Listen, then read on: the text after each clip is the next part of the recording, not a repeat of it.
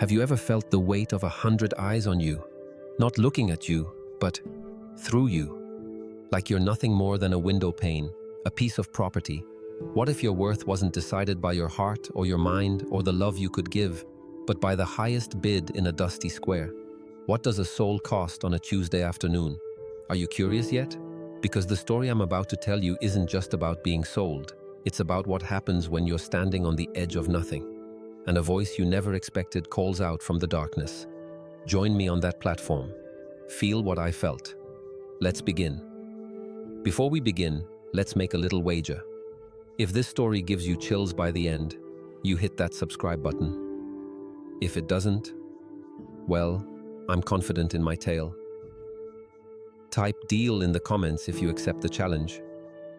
The sun wasn't just hot, it was a hammer. It beat down on the raw wood of the platform, on the dusty ground, on my bare head. I could feel sweat tracing paths through the grime on my skin. Splinters from the rough-hewn planks bit at the soles of my feet, a small, sharp pain in a world that had become a storm of it. I tried to float away. I tried to go somewhere else in my head, back to the little cabin by the creek, to the smell of Mama's stew, to the feel of my little brother's hand in mine. But the auctioneer's voice kept dragging me back. It was a voice greased with snake oil and cheap whiskey, loud, booming, each word a brand, searing a price tag onto my soul. "What am I bid for this fine young woman?" he bellowed, his arms sweeping towards me like I was a prize sow. "Strong back for field work, good hands for cooking and cleaning, virgin, I'm told, pure as the driven snow." A wave of crude laughter rippled through the crowd. Men leaned forward, their eyes crawling over my tattered dress, my chapped lips, my dirt-caked fingernails. They weren't seeing a person. They were seeing a list of uses, a bargain, an investment. My stomach turned. I wanted to vomit. I wanted to scream. But I did nothing. I just stood there, because I had no choice. The faces of my siblings, Thomas and Mary, were burned into the back of my eyes, their faces, pale and thin, their bellies, swollen with hunger. This shame, this fire of humiliation I was standing in, it was the price of their next meal. It was the only coin I had left to spend. So I stood, and I endured. "I hear $20, the auctioneer roared. My eyes drifted over the sea of faces, weather-beaten farmers, grimy prospectors, drifters with nothing but malice in their eyes. They were vultures, all of them, circling what they thought was already dead. And then I saw him, Silas Kane.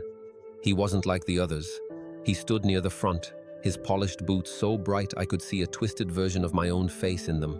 His clothes were dark and fine, untouched by the dust that choked the rest of us. He owned half this town, they said. The bank, the saloon, the general store. And he had a reputation for collecting things, beautiful things, broken things. His eyes met mine, and my blood ran cold.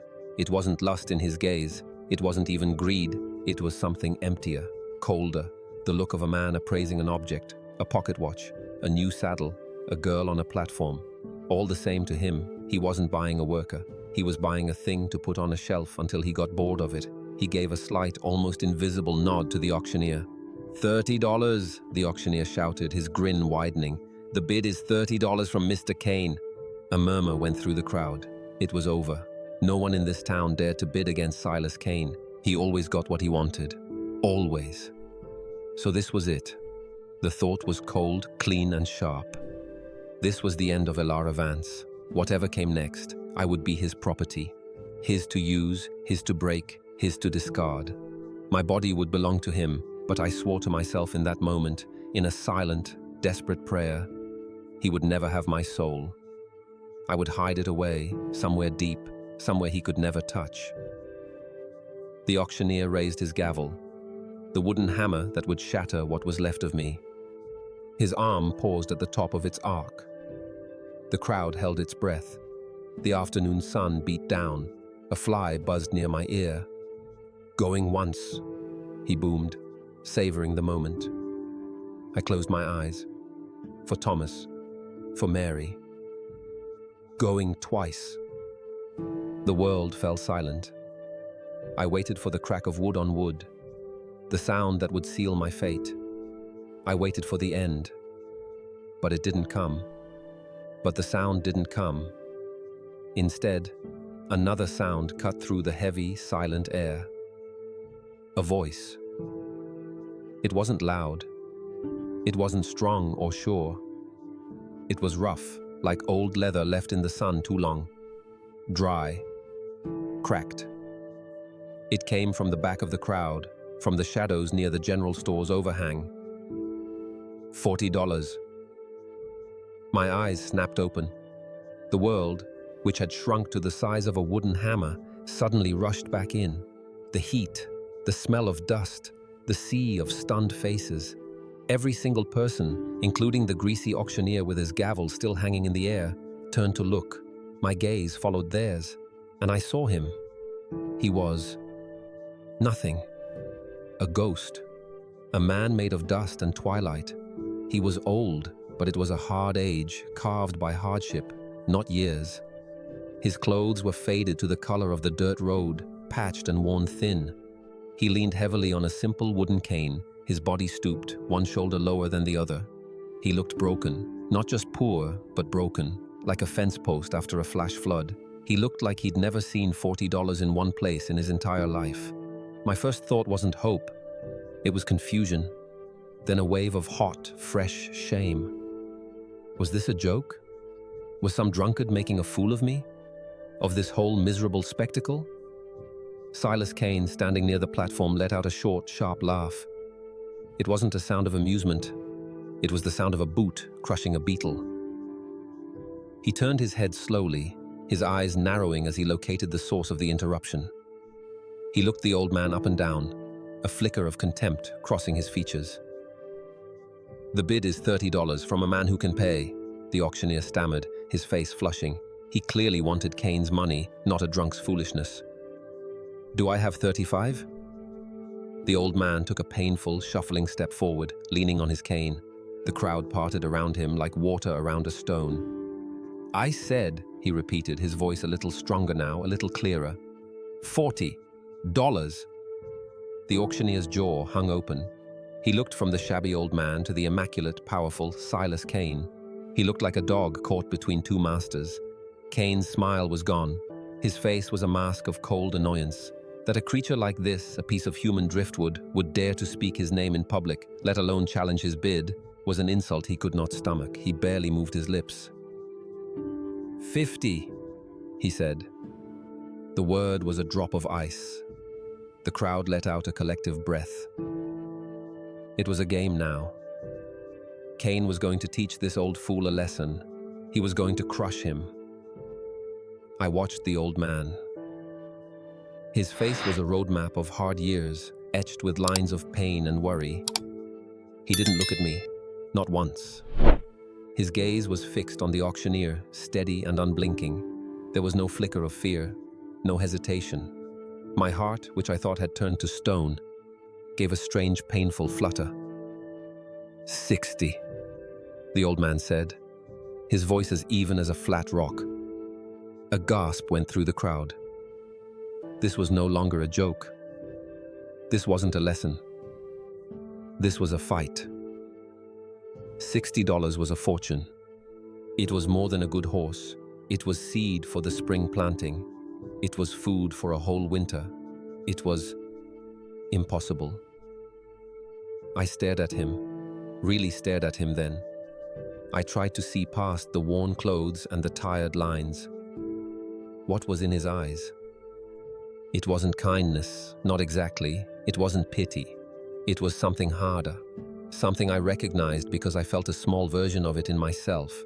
It was resolve, the quiet, stubborn refusal to be moved, the look of a man who had planted his feet and decided he would rather die than take a step back. But why? Why for me? Was this a different kind of trap? A man who would buy me not with coin, but with a grand gesture? The thought was a cold snake coiling in my gut. I had learned one thing in my short, hard life. No one gives you anything for free. Everyone wants something. Kane wanted a toy. What did this man want? The old man is crazy, someone whispered behind me. "He's Fletcher Knox," another voice replied. "Lost his wife and farm to the fever years back. Hasn't been right in the head since. Lives in that broken-down cabin out by the dry creek." Fletcher Knox. The name meant nothing to me, but the description sent a chill down my spine. A broken man. A man who had already lost everything. And that made him the most dangerous man in the square. Silas Kane took a step forward, his polished boots kicking up little clouds of dust. He looked like a black wolf staring down a three-legged coyote. The idea that this nobody was making him look foolish in front of the entire town was making his blood boil. I could see it in the tight clench of his jaw, the white of his knuckles. His voice dripped with arrogance. "You don't have $60, old man. I doubt you have 6. Fletcher Knox didn't answer with words. He reached a gnarled, trembling hand into his worn jacket. He pulled out a small leather pouch, the kind a man might carry his tobacco in. It was dark with age and use. He opened it slowly, deliberately, and he turned it upside down. The sound that followed silenced the entire town. It was the chime of coins, real coins. Silver and copper, catching the merciless afternoon sun as they fell into his open palm. It wasn't a lot. It was a handful. A pathetic little pile against the fortune Kane could summon with a flick of his wrist. "Every cent I have," Fletcher said, his voice carrying across the square. $60. The auctioneer licked his lips, his eyes darting between the two men. This was no longer a simple sale. This was something else entirely. A battle of wills. Kane's face darkened. Being outbid was one thing, but being challenged, being publicly humiliated by a man he considered less than the dirt on his boots, that was unforgivable. He reached inside his own fine coat. He didn't pull out a pouch. He pulled out a thick, clean roll of bills, held together by a banker's band. He waved it in the air like a weapon. $100, he snarled. The crowd erupted. Shouts, whistles, men placing side bets. $100 was a king's ransom. It was more than most of them would see in a year of breaking their backs in the sun. It was an impossible number. It was the end of the fight. I felt the tiny, fragile flicker of hope inside me die, smothered before it could ever truly catch fire. It was over. The broken old man had made his stand, a brave and foolish one, but he was finished. The wolf had won. I watched Fletcher Knox.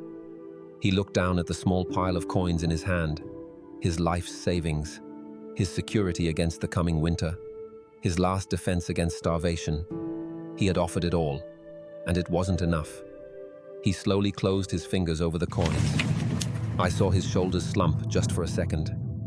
The fight seemed to drain out of him. I expected him to turn and shuffle away, to disappear back into the shadows he'd come from. I was wrong. He looked up. Not at Kane, not at the crowd. For the very first time, he looked at me, and in his eyes I saw something that broke my heart. It wasn't defeat, it was a deep, profound sorrow. He wasn't sad for himself. He was sad for me. He closed his eyes for a moment, and I could almost feel the weight of the decision crushing him. His empty cabin, the long cold nights, the gnawing hunger. Then he opened them. He looked straight at Silas Kane, and he spoke a lie that hung in the air like gun smoke. 110. His voice was barely a whisper, but every person in that square heard it. The lie was a living thing in the silence. It pulsed in the hot air between us all.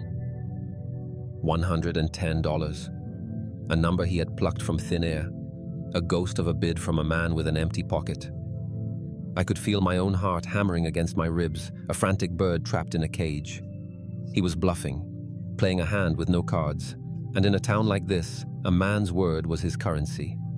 Breaking it in public, in front of everyone, was a kind of suicide. Kane would not just win, he would destroy him. He would see him run out of town, or worse. Silas Kane's face twisted into a mask of pure hatred. He knew it was a lie. He stepped closer to Fletcher, his voice a low, dangerous hiss. "You're bluffing, old man. Show me the money. Show everyone the money." The crowd pressed in, hungry for the final act of this drama. The humiliation, the fall. The auctioneer wrung his hands, sweat beading on his forehead. This had spiraled beyond his control. Fletcher stood his ground. He didn't flinch. He just looked back at Kane, his expression unreadable. My breath hitched. I wanted to scream at him to stop, to run, to save himself. What was I to him? A stranger, a nameless girl on a platform. Why was he willing to throw away what little he had left for me? He reached into his jacket again, his movements slow, measured. Everyone leaned in, expecting to see an empty hand, expecting the bluff to be called. But his fingers didn't come out empty. They came out holding a piece of paper, folded and yellowed with age, the edges soft and frayed. He held it up. "I've got collateral," Fletcher said, his voice quiet but firm. "My farm, the deed to my land, worth twice what I'm bidding." A wave of murmurs and arguments swept through the crowd. Men who knew the area started debating. Fletcher's land was poor soil, rocky, barely produced enough to keep one man from starving. It was all but worthless to most. But land was still land. The auctioneer's eyes lit up with a new kind of greed. A deed was better than cash. A deed meant he could seize the property if the payment didn't come through. And he had friends, men who had been eyeing Fletcher's small plot for years. Friends who would pay him handsomely for the tip. "Acceptable," the auctioneer declared quickly, before anyone could raise a serious objection. The world tilted on its axis. Kane stared, dumbfounded. The situation was slipping away from him, like sand through his fingers. He had come here for a simple, cruel transaction, to buy a pretty thing. He had not come here to get into a war of honor and sacrifice with a man who had nothing and was therefore willing to risk everything. But his pride, his massive, bloated pride, wouldn't let him back down now. Not in front of them all. He would be a laughingstock, the rich man who was beaten by a cripple's worthless piece of paper. 120, he shouted, his voice cracking with the strain. I felt the world spin. I looked at Fletcher. He was pale, his knuckles white where he gripped his cane. He had already risked more than he could afford to lose. The smart thing, the sane thing, would be to walk away, to accept defeat, to save his home. But Fletcher Knox had stopped being smart the moment he stepped out of the shadows. He was operating on something else, something older and more powerful than sense. He looked at me again, and in my eyes, he must have seen the terror, the desperation, the silent, screaming plea. He must have seen a reflection of the same loneliness he'd carried for years. He did something then that no one expected. He raised his cane. He raised it high above his head, and for a heart-stopping second, I thought he was surrendering, that he was signaling his defeat. Instead, he brought it down. He brought it down with all his strength, slamming it against the corner of the auctioneer's table. Crack! The sound echoed through the square like a gunshot. The sturdy wooden cane, the one thing that held him up, split in two. The pieces clattered to the dusty ground at his feet. He stood there, swaying slightly, suddenly without his support. But his voice, when it came, rang out clear and strong, filled with a terrifying fire. $200, he cried, and I'll pay it in blood if I have to. The square went dead silent. You could have heard a pin drop in the dust. Men who had been shouting and betting fell still, their mouths agape. This wasn't about money anymore. This wasn't about a farm. This was a man staking his very life. Kane stared at the broken pieces of the cane, at the old man standing straighter and fiercer than he had a moment before. He whispered a single word, a word that carried across the unnatural quiet. Fool. But before anyone could move, before a single breath could be taken, a new voice cut through the tension. A voice of authority, a voice that everyone in that town knew. That's enough. Sheriff Quinton Slade pushed through the crowd, his hand resting casually on the grip of his Colt. He was a large man with cold, calm eyes that saw everything. He moved with a purpose that made other men get out of his way. "This auction is over," he announced, his gaze moving from Fletcher to Kane to the nervous auctioneer. "Everybody go home." Panic seized my heart. No, if the sheriff stopped it now, what would happen to me? Would I be sent back? Back to my starving family with nothing to show for this horror but more shame? All of his sacrifice. It would be for nothing. Kane, however, looked relieved. He had found a way to back down without losing. The law had intervened. It wasn't his fault. "You can't stop a legal auction, Sheriff," he protested, but his voice lacked conviction. "I can stop anything that threatens to get a man killed in my town," Slade replied, his voice flat. "And this is about one stray spark from turning into a gunfight. It's over." He was about to turn away. He was about to end it. But Fletcher Knox wasn't done. He had lost his savings. He had risked his farm. He had broken his cane. He had nothing left to lose. "Sheriff," he said, taking a shaky, unbalanced step forward. "What if there was another way to settle this? A way that doesn't involve money?" Sheriff Slade's eyes narrowed. He looked at Fletcher, this quiet man he'd known for years, and saw something new, something that commanded respect. "What did you have in mind, Fletcher?" he asked. Fletcher looked up at me one last time, his eyes holding mine. Then he turned back to Silas Kane and he made a proposal that would shock every soul in that square. A proposal born of desperation and a secret strength no one could see. "A contest," Fletcher said. "Winner takes all." A contest. The word hung in the air, absurd and electric. Silas Kane let out a harsh, disbelieving laugh. "A contest," he sneered, looking Fletcher up and down, his gaze lingering on the broken cane at his feet. "What kind of contest could a one-legged sack of bones like you possibly win against me?" The insult was sharp, meant to cut deep. But Fletcher didn't flinch. Words couldn't hurt him anymore. The world had already thrown its worst at him. He almost seemed to be counting on Kane's arrogance. It was the centerpiece of his impossible plan. "Not a test of strength," Fletcher said, his voice simple and clear. "A test of character." The crowd stirred, pressing closer. This was better than any traveling medicine show. This was real, raw. "We each put up our final wager," Fletcher explained, his eyes locked on Kane. "The first man to walk away from what he's wagered loses everything." Sheriff Slade raised a skeptical eyebrow. "Be specific, Fletcher. What are you proposing?" Kane crossed his arms, a confident smirk returning to his face. He was intrigued. He could smell an easy public victory.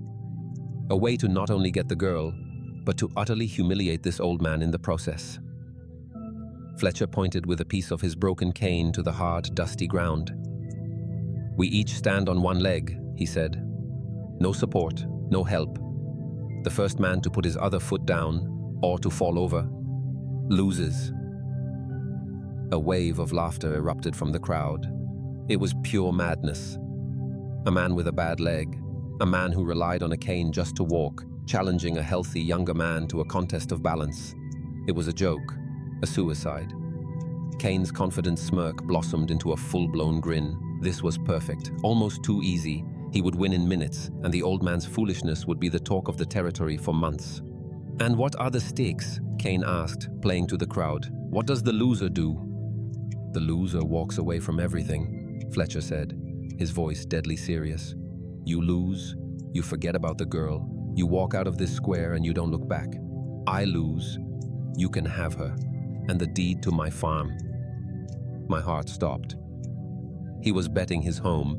He was betting my life on this insane, hopeless contest. I wanted to scream. I wanted to tell him no, to stop, that he'd already done enough.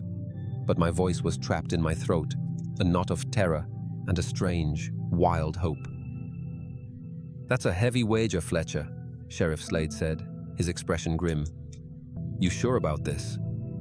Fletcher nodded once, No hesitation. He had already leaped off the cliff. There was no turning back now. Kane was already imagining his victory. He saw himself standing tall while Fletcher tumbled into the dust. He saw the girl, the farm, the story he would tell for years. "You've got yourself a deal, old man," Kane said, extending a soft, clean hand. Fletcher took it. I watched their hands clasp, the soft, uncalloused palm of a man who had only ever handled money against the gnarled, rough hand of a man who had only ever known work and pain.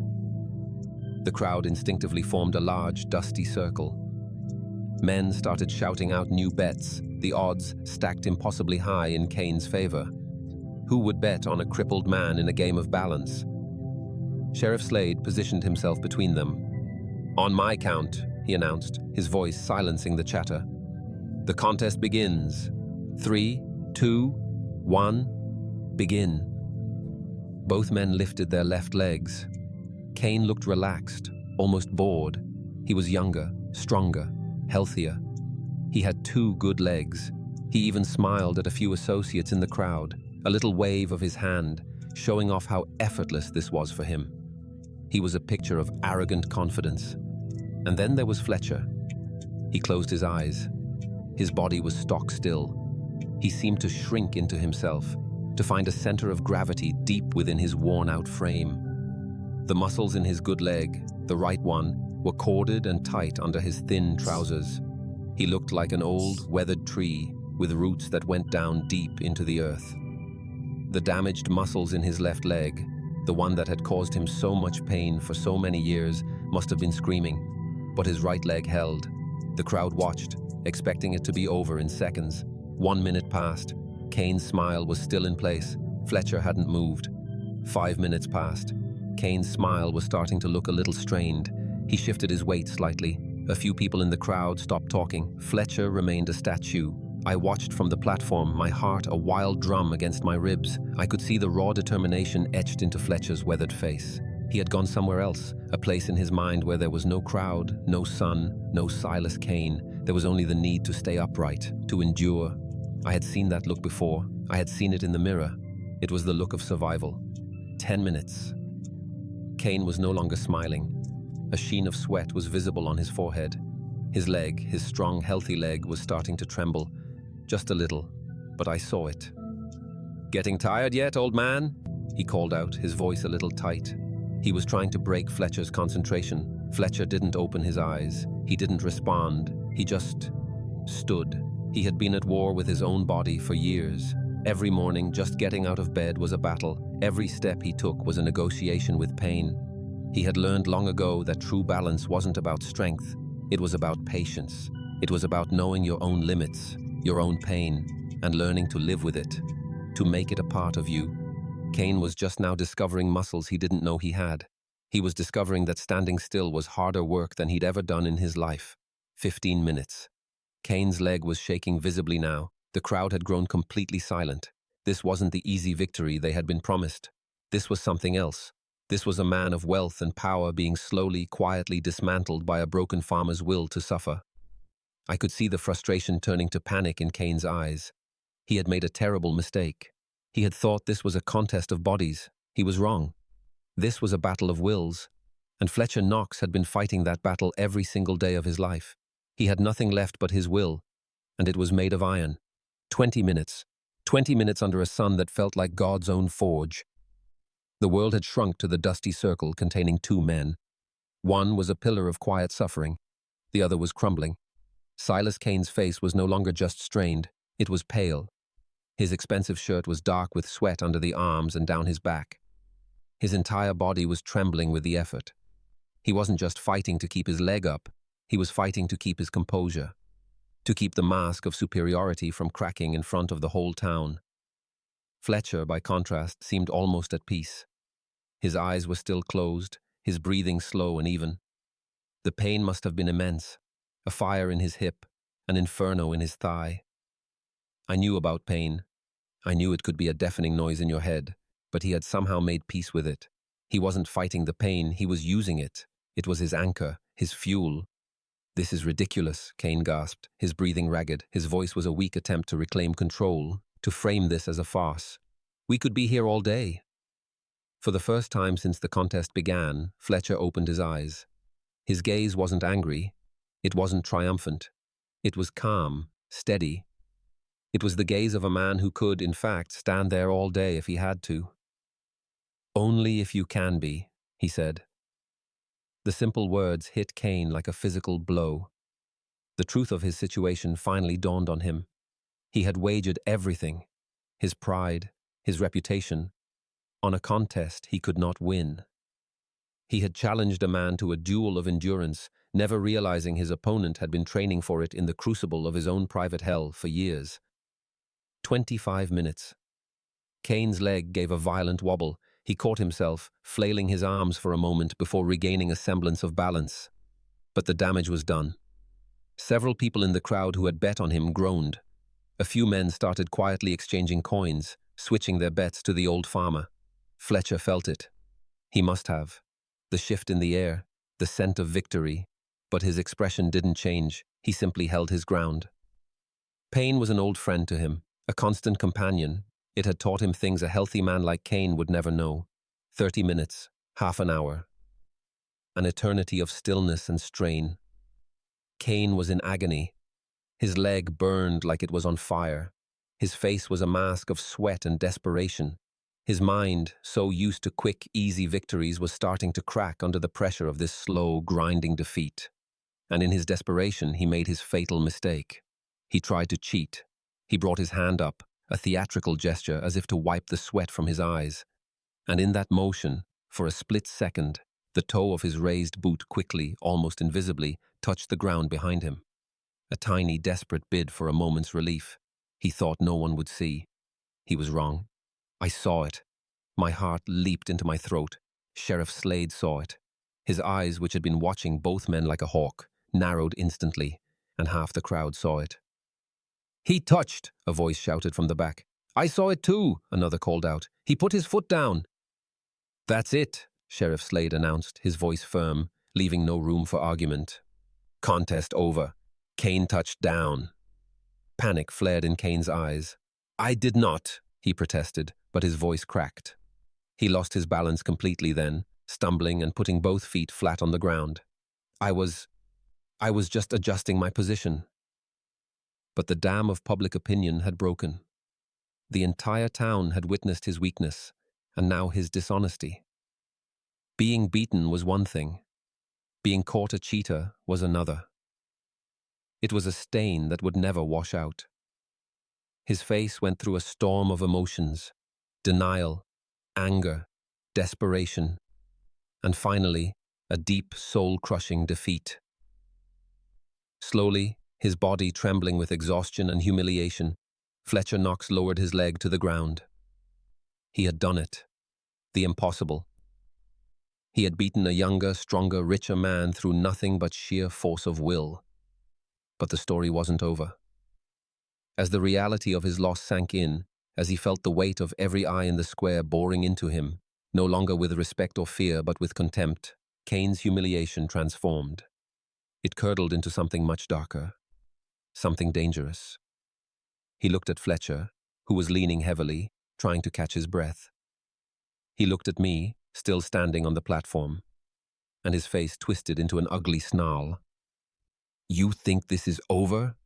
he hissed, his hand moving slowly, deliberately toward the inside of his fine coat. "You think I'm just going to walk away and let a worthless cripple make a fool of me?" The mood of the crowd shifted in an instant. The relief of victory vanished, replaced by a sudden cold dread. This was no longer about a contest. This was about a powerful man's pride being shattered. And a man like that, with nothing left to lose but his reputation, was capable of anything. Fletcher saw the movement. He knew what it meant. He had won the contest, but some victories came with a price that still had to be paid. He braced himself, but he wasn't the only one who saw it. Click. The sound was small, but it was the loudest thing I had ever heard. It cut through every other noise. The click of a hammer being cocked. Sheriff Slade's hand was no longer resting on his weapon. His Colt was out, level, and aimed directly at Silas Kane's heart. "I wouldn't, Malachi," Slade said, his voice quiet, calm, and carrying the weight of absolute authority. "You've already lost your farm, your money, and your dignity today. Don't add your life to the pile." Kane froze, his hand hovering just inside his coat. His face was a twisted wreck of rage and humiliation. He had built his entire life, his entire identity, on being the most powerful man in town. And he had just watched it all crumble to dust in front of everyone, at the hands of the one man he considered beneath him. But even in his fury, he wasn't a complete fool. He knew the stories about Quinton Slade. He knew the sheriff was faster with a gun than anyone in 3 counties. Challenging him wasn't a risk. It was suicide. Slowly, painstakingly, Silas Kane raised his hands away from his weapon, showing them empty. His eyes, however, burned with a hate that was hotter than the afternoon sun. He stared at Fletcher. "This isn't over, Knox," he whispered, a venomous promise. "This town isn't big enough for the both of us." Fletcher Knox, breathing heavily, looked back at him, not with triumph, but with a quiet weariness. "Then I guess," he said calmly, "you'd better start packing." The sheriff kept his gun trained on Kane as the defeated man stumbled away.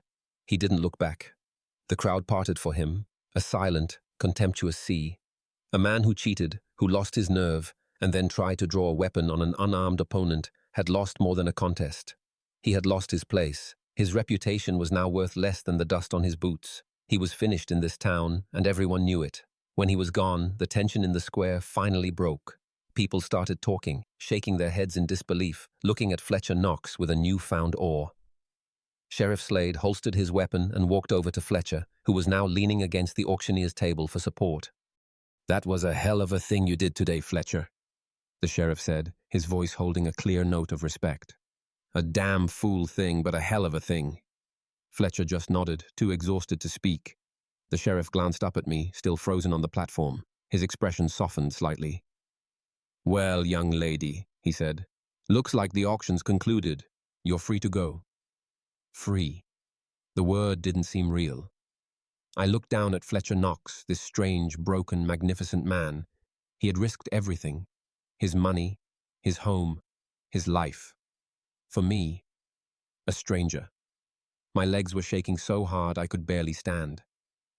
I climbed down from the platform, my feet finding the solid, dusty earth. It felt strange after standing on that terrible stage for so long. I walked toward him, my mind struggling to form the words I needed to say. "How do you thank someone for giving you back your life, for giving you back yourself?" I stopped in front of him. He looked so tired, so old. But his eyes, when they met mine, were clear. "Why?" I whispered, the word barely making a sound. It was the only question that mattered. He looked down at the 2 broken pieces of his cane lying in the dust. He bent down slowly, painfully, and picked them up. He held them in his weathered hands. "Because some things," he said, his voice still rough, "are worth more than money, worth more than land." He looked at me then, and I finally understood the look in his eyes. It was the look of a man who knew what it was to be alone. "Everyone deserves dignity, ma'am. And dignity ain't for sale." I felt tears I didn't know I was holding back begin to stream down my face. They weren't tears of fear or shame anymore. They were tears of gratitude, of wonder. The crowd began to disperse, the show now over, leaving the 3 of us in the empty, quiet square. Men who had ignored Fletcher for years now tipped their hats as they passed. They looked at him differently now. They saw strength where they had only ever seen weakness. The afternoon sun was beginning to sink toward the horizon, painting the sky in shades of orange and purple. The day had started with me facing the worst fate I could imagine. And now I was free. Free to make my own choices. "What will you do now?" Fletcher asked me gently. I thought about my siblings. I thought about the desperation that had brought me here. But I also thought about the new possibilities that Fletcher's impossible sacrifice had opened up. I wasn't just a victim anymore. He had shown me that. "I'll find work," I said, and for the first time in a long time, my own voice sounded strong to my ears. Honest work. And someday, when I'm able, I will pay you back every cent you wagered today. And for the farm. Fletcher managed a small, tired smile. It was the first time I had seen him smile, and it transformed his weary face. You don't owe me anything, he said. But if you truly want to repay me, don't pay me back. Pay it forward. He held out one of the broken pieces of his cane. Remember this day, he said. Remember that there are people in this world worth fighting for.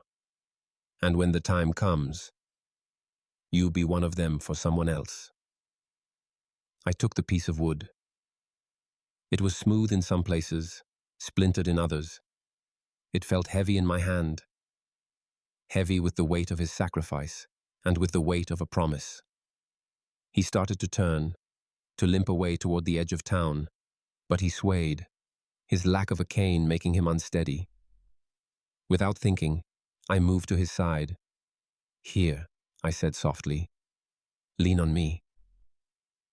He looked at me, surprised, but he was too tired to argue. He placed a hand on my shoulder, and together we started to walk away from that dusty square. Him, the broken-down farmer who had discovered he had a strength he'd forgotten, and me, the girl who had started the day as property and was ending it by helping her savior walk home. Neither of us noticed the figure watching from the dark alley between the saloon and the blacksmith's shop. Neither of us saw the burning eyes of Silas Kane, watching us go, his mind already churning with the promise of revenge. But for now, in that one perfect, quiet moment, justice had won. A good man had stood his ground, and a young woman had been given a second chance. And as we walked into the setting sun, I held the broken piece of wood tightly in my hand, knowing that my life had been changed forever. I wasn't just free. I had been given a purpose.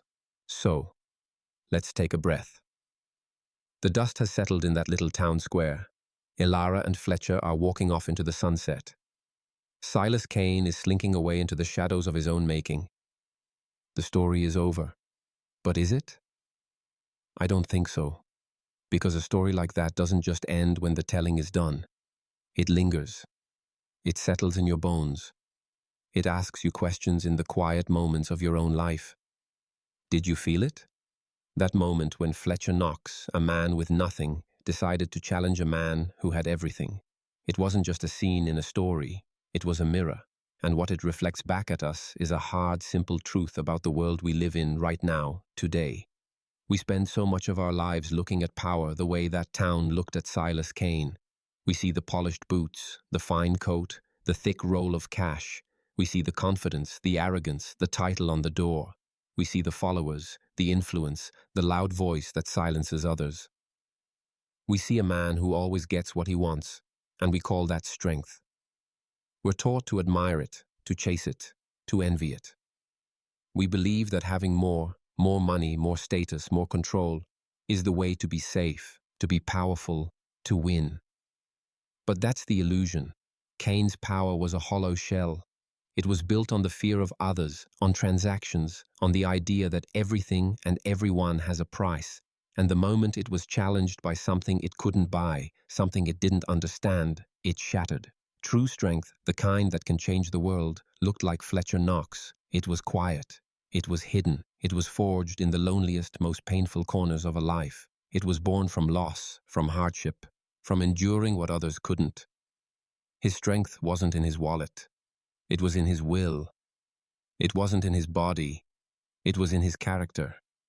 He didn't have the power to buy a person, but he had the strength to save one. That's the first lesson this story burns into us. Stop chasing the illusion of power and start building the reality of strength. Your strength isn't measured by your bank account or your job title. It's measured by your integrity when no one is watching. It's measured by your ability to endure when you want to quit. It's measured by the promises you keep, not just to others, but to yourself.